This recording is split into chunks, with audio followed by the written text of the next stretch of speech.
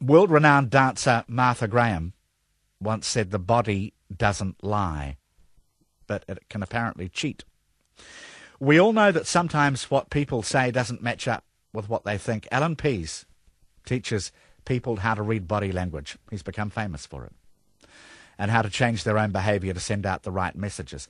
Now he's written he's written already the definitive book on body language, and now he and his wife Barbara are tackling the topic of body language in the workplace. That's the new title, Body Language in the Workplace, since a lot of us spend a good chunk of our lives at work. And the book's got tips on how to read the body language of your colleagues around the office and how to change your own language to maximise your career chances.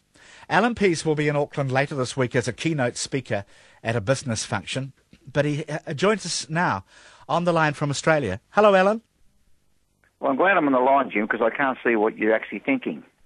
No, probably just as well. You'd start critiquing me and I'd get very embarrassed. No, I've got very open body language at the moment, Allan. Although I've just uncrossed my legs.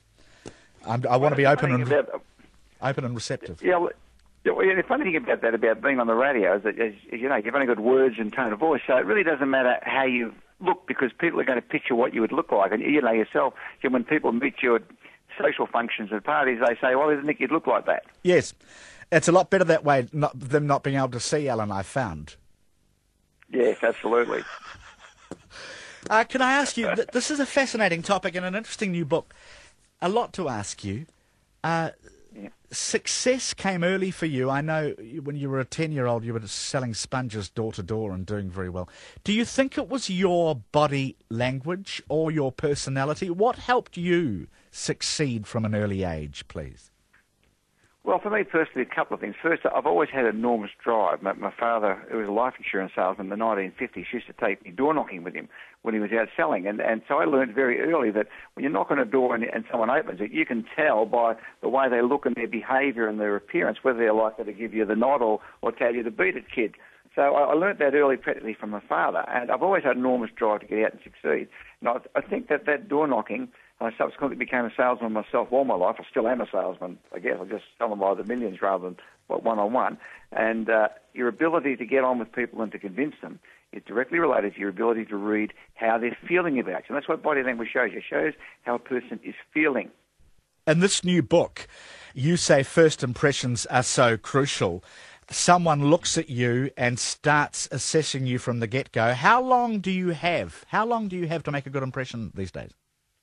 Well, in the first 4 minutes of seeing you for the first time, the other person forms up to 90% of their impression, and that's based mainly on the way you look and appear. Then they listen to what you're saying to try to confirm what they think they're seeing, because body language and signals face-to-face account for between 60 to 80% of the impact made in any face-to-face encounter. So if you screw it up in that first 4 minutes if you're going for a job interview or trying to convince somebody, then you have a real struggle to try to make it back. You've given the impression in this book, though, early on, from reading it, that it's even quicker than that. There was once a book I noticed called The First 4 Minutes, but these days, is it even faster in terms of how they assess you? I know you say it takes 4 minutes for them to get 80% of a handle on you, but even those first few seconds are crucial, aren't they? Well, the first 10 seconds are the most crucial at all. And this is an evolutionary thing, Jim. It's happened for human beings, and particularly for women, this is critical. Women do it in less than 6 seconds. Because very simply put, when a stranger is approaching you, if you look at this in ancestral times from your ancestors, if you couldn't tell very quickly, particularly if you're female, if that stranger is going to be friendly or aggressive, you didn't know whether to run and hide or to stand and fight, then that would be the end of you. And so as a consequence of our ancestors, most of us, as humans, and particularly women, have this ability to assess people very quickly in that first 4 minutes. Now, for men, we're not so good at it. In fact, we found that when it comes to catching liars, women are around 3 times better at catching liars face-to-face than men.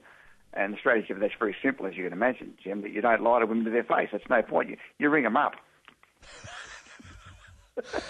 You say, actually, it's also, it's not just when approaching women, it's also when going away from them, because you mentioned what most men forget to do, and that's to polish their whole shoe. Women look at your shoes, whereas men don't tend to.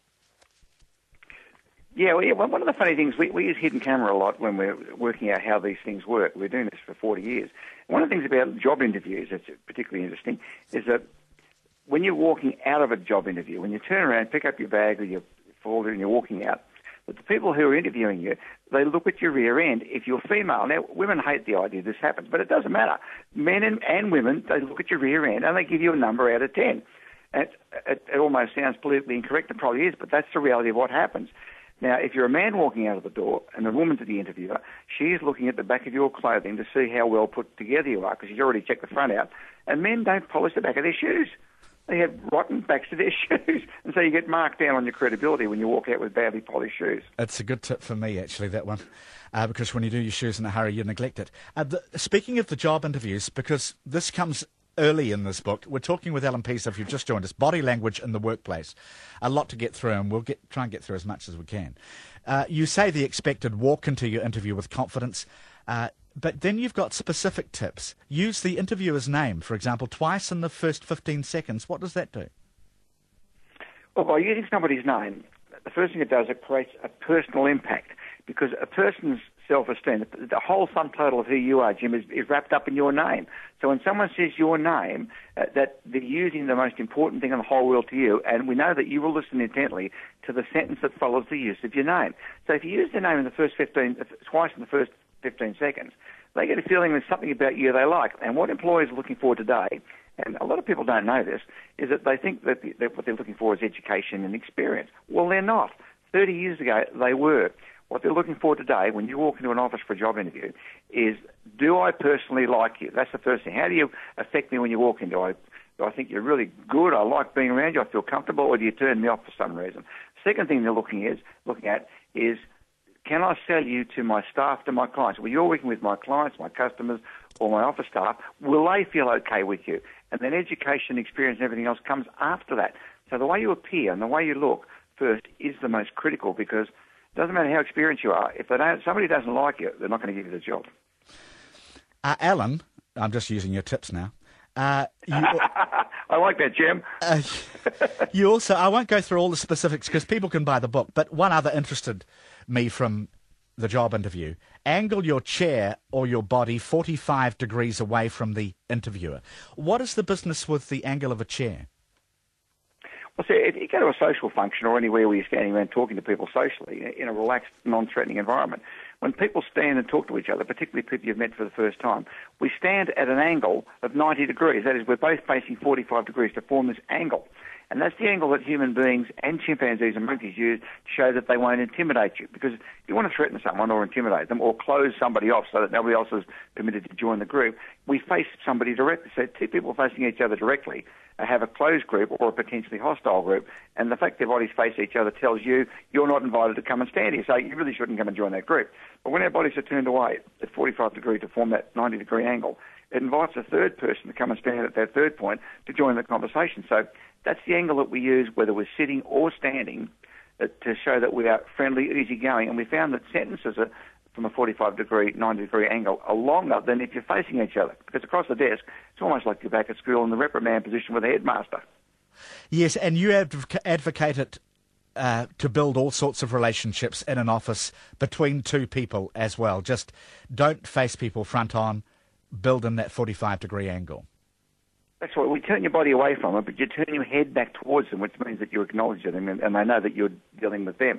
But the moment you turn your body towards someone, it either shows that you're aggressive towards them or that you're deeply interested and want to cut the group off so nobody else can turn up. Before we get back to the specific tips and tricks, body language in the workplace, Allan Pease is with us. My problem isn't with the accuracy of the science around body language, because I think it's all reasonably proven. I mean, some disagree, but it seems to be. My problem is the ability of people to put it into practice, because it's like being told, isn't it, to correct your posture or practice the Alexander technique. If you can do it, great. But can most people keep it up? They may read Allan's book and think, this is very good, and I'll go to the next job interview like this, and I'll do this with my chair in the office. But do people stick to it? Well, look, you're absolutely right on that point too, that it is a skill that takes practice, and for some people it's relatively easy. For other people, it's very, very difficult. So here, what we recommend is very simply, first of all, in terms of the way you dress and appear, you have 100% control over the way you dress and appear, which is the first thing people see. So how should you dress to go to an interview? Well, simple. If you're going for a job interview or anywhere where you want to persuade someone, you ask yourself the question, how does the person I'm going to see think I would look. What do they think I'd be dressed like? If clearly I'm the sort of person they should give the nod to and say yes. And then you dress to match their expectations of what you would look like if clearly you're the one that they want to see. Now, most people don't do that. They just get up and dress according to, for guys, what's laying on the floor from the day before. They might put that on. Women often will dress to impress men, and this is tragic because if you turn up for a job interview and you're dressed to impress men, men will forget what you said, Jim, and they'll start to play up to the fact you look like you could be on the make. And women will get pretty angry about it and will reject you. So your clothing, you do have 100% control over. Now, changing your gestures is a different thing. The best way to change gestures is have somebody bring in a small video camera and video you interacting with other people in the way you'd normally do day to day, just as like a role play. Then leave it for a week or so and play it back with the sound off with your mates and get everybody to say, well, what do you think that I'm thinking or feeling? And you will be shocked and surprised that where you thought you might have been being friendly with someone, they're perceiving that you're being a bit pushy or a bit aggressive. And once you find out what it is about the way you look, that usually stuns people into wanting to change the way they look and appear to create positive impressions rather than negative ones. I can see the value of those revelations, and I can see the benefit of maximising your advantage. But my follow-up question is, and this was prompted by what you said about yourself as a young go-getter. I wonder if people don't stick to all the advice about body language because that language, the success of it, reflects a kind of self-confidence that people don't necessarily possess. Because if you aren't a bold, self-possessed, risk-taking type, the type that most people aspire to, you can't actually pretend to be one for long, can you? You'll fall apart even if you try and appear like one.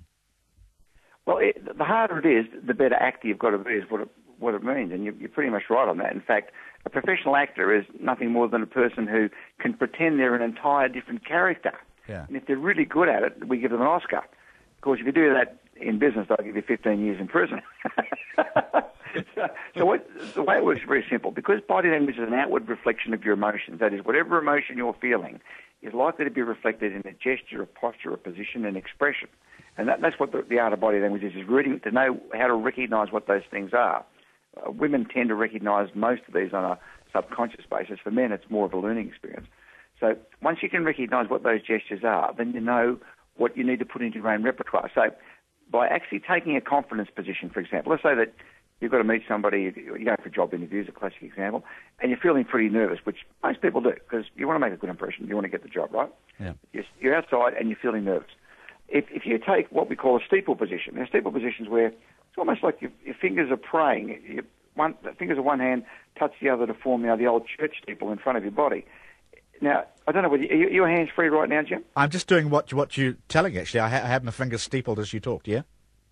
Okay, now just move your fingers back and forth slightly to tap against each other. Now, how do you begin to feel as you do it? What emotion does it bring in when you start to do that? What do you feel? Probably anxiety, I would think. Or am I wrong? You're not supposed to feel anxiety. No, but I mean, if you've got... Oh, okay, I'm not a good subject. Sorry, no, okay, you tell the story. Well, you're probably tapping a bit hard and fast because when people are feeling anxiety, they repetitively start tapping something. They might flick a pen repetitively. Or that's what I thought you meant, yeah. Okay. Yeah. Well, the steeple position, when the hands are just locked, they're just softly touching each other, almost like you're praying. If you're feeling confident or feeling as though you've got the answers to something, one of the positions that many people will take is that steeple position. So the emotion you've got causes the position. But what we found, and psychotherapists are well aware of how this works now in therapy, that if you intentionally take a specific body language posture or position, as you form the gesture, you begin very quickly to start to feel the way the emotions feel that go with it. In other words, if you start to act confidently with body language, you start to feel confidently. Second thing that happens is that people who see you, they perceive you must be confident. So as a result, they treat you differently. Yes, I begin to see. And I should have kept to your steeple and not tapped my fingers together in a manic manner. Does ethics come into it? I mean, before we get back to some of the useful specifics from your book, does ethics come into it? Because it's fine to improve your body language for a job interview, but, a lot of people advocate flirting to improve your flirting technique with body language. Now, doesn't matter how much you refine that, the person, you take home is going to discover the real you, no matter how you present. So presumably you're not telling people to be someone else. No, what we're talking about is giving yourself the best opportunity to be convincing and persuasive, particularly in that first impact where you're meeting someone where you might have something about your appearance or your behaviour or your body language that turns people off. And most of us have a few of these, and we're not aware of them. And if you've got any of these, it'd probably be evidenced by the fact you hear someone say, look, I don't know, every time I meet people for the first time, I don't know, I just don't seem to be able to hit off with them for some reason, is what they say. Yeah. And some reason is there's specific things about the way they're behaving or the way they look or the way they're speaking that is turning people off. So when you look at the dating game with flirting, that's a form of professional lying, if you like, because we all want someone to see the best possible side of us we can. We don't want to come in and say, well, look, I don't clean my teeth very often and my socks stink and I've got bad breath. We don't want to do that. So we clean our teeth, we put on fresh socks, and we try to show somebody our best side. And it normally takes between 6 and 12 months in a new relationship before you really work out who that person is. But there's no doubt about it, and you see the sites everywhere that talk about taking body language to improve your flirting, and it definitely does. It does that from two standpoints. First, it allows you to read a person to find out whether they're likely to be interested, and that's where it has a very useful value. You can work out whether you should go elsewhere or whether you should buy the next round. And secondly, that it allows you to eliminate any bad things about your appearance or behaviours that might come from childhood, because that's where a lot of these things come from, that might be letting you down, where people are making misinterpretations about what you really like. So it's giving you the chance to get the best first foot up and the best opportunity to be able to meet someone on the most favourable circumstances to get the ball rolling. Yeah, and that's a very important point. If you learn about this stuff like you do, because, you're synonymous with this topic, you can read people who are dissemblers, who are lying to you. Do con men and con women use these techniques as well to fool us, Allan, in your experience? Well, we call them politicians normally, yes. Yes. Well, if you go back into the 70s before, Jim, that politicians prior to that, before body language became, like when I wrote Body Language, the original book was back in the mid-70s, and nobody's ever heard of such a thing, looking at somebody and assessing what their attitude might be from the way they behave. And so up at that point, politicians who appeared on television or newsreaders or anybody who was a public figure just got up and talked because was believed then that the way what you said was the most important, which we now know it's not. It's in fact the least important thing. And so you got the real true meaning about what somebody felt. Now, today's politicians realise that it's all about showbiz, that we're only going to get 30 and 60-second grabs of them on telly as a rule. We're going to see them usually from the waist up. And so most politicians at a high level now have somebody advising them on how to walk, how to sit, how to dress, how to eat your dinner, how to behave, how to use your hands in a certain way so that it has the most memorable positive impact. So when you look at politics today, you really don't know what you're getting. When you think about American politicians, Ronald Reagan, the guy was a professional actor.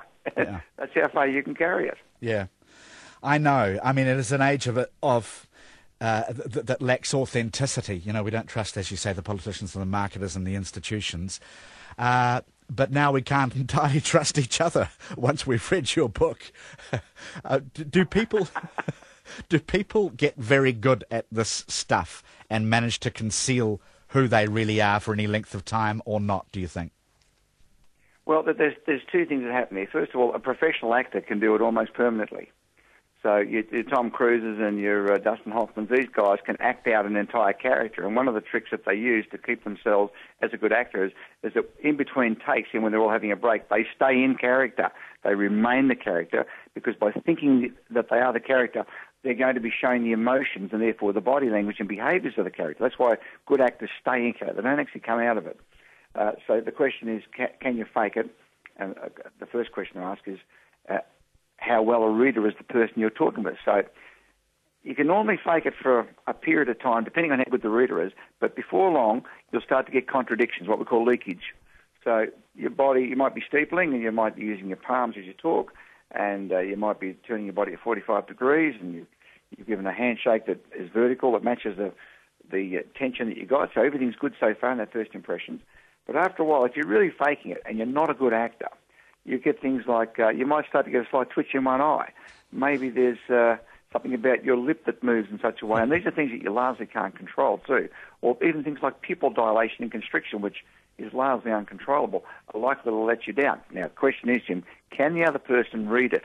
If the other person is female, particularly females who have had children, the answer is they are most likely to read it on an unconscious basis, and they'll say things like, I don't know what it is about that guy, Jim, but when I met him, she says, I just wouldn't trust him. I don't know what, and you say, you question, you say, well, what did he do or say? Well, he didn't do or say anything, it's just something about the guy. I know you can't trust him. And what she's alluding to is the fact that he had small leakage contradictory body language signals that were contradicting the big ones she saw and what he said.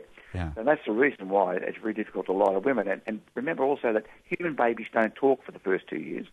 So women have a code in the back of their brains to read the body language of babies, purely for survival, because if she couldn't identify the difference between pain, hunger, fear, change of nappy and so on, it would be detrimental for survival. And that's why women are so good at this.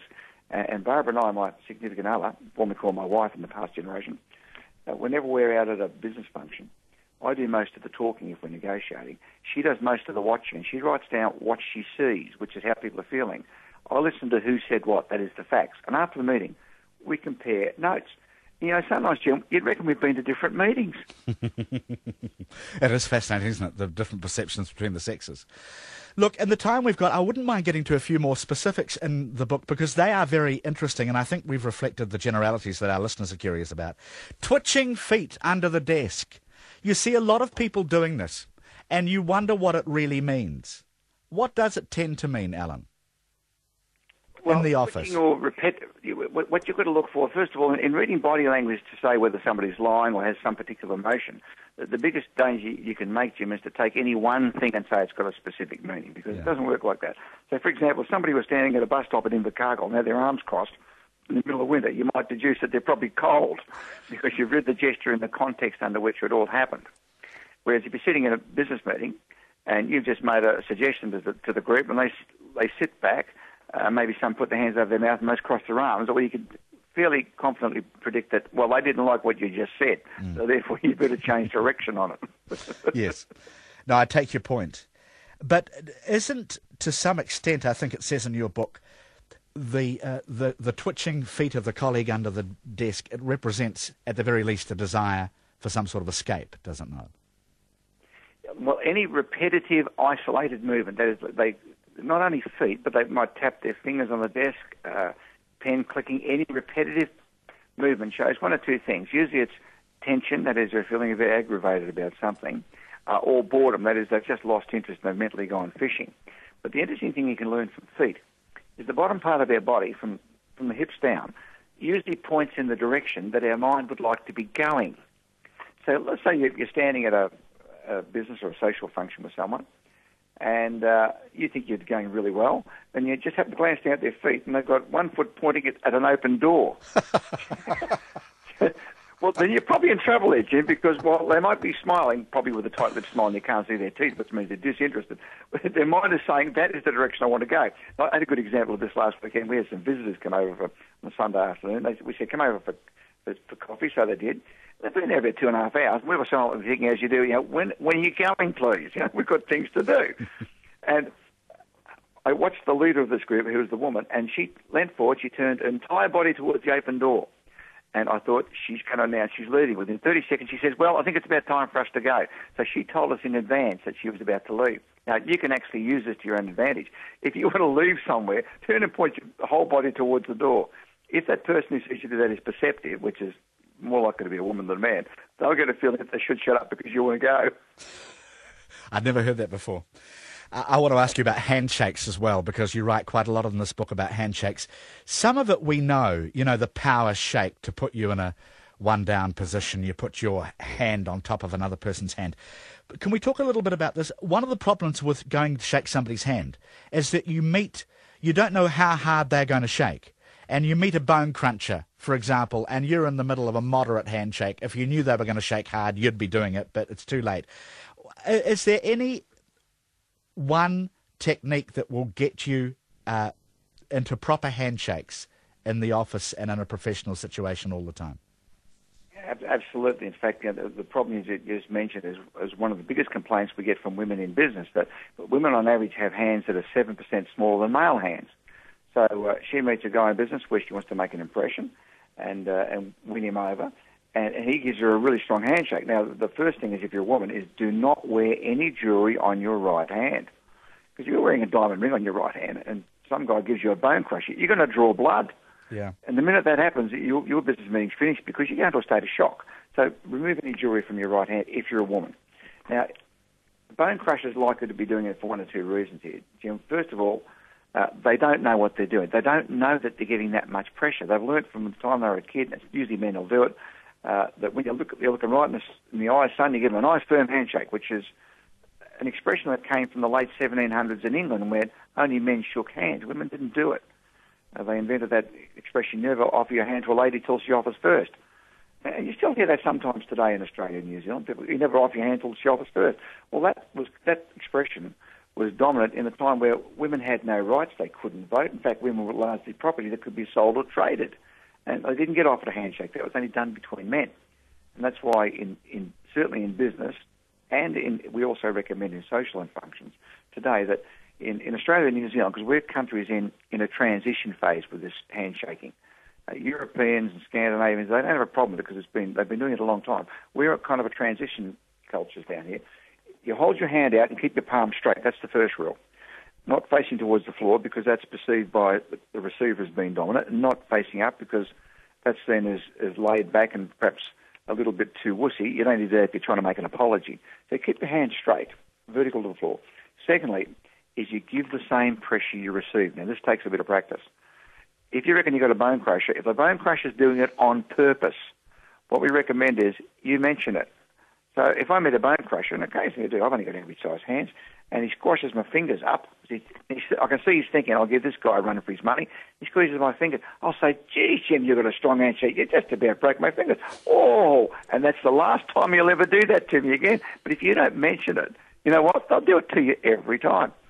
So the key is here, is to keep the palm straight, give the same pressure you receive. Now, that means if you're meeting a group of 5 or 6 people, you might have to change your angle 2 or 3 times, and you might have to change the amount of pressure. So if your pressure, for example, is 7 out of 10 in intensity, 10 being the strongest, if you meet someone who's a 5, you've got to back off 20% on the pressure.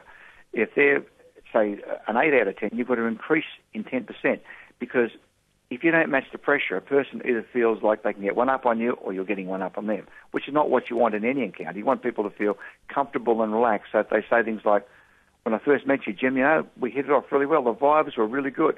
Well, the vibes are largely controllable through body language.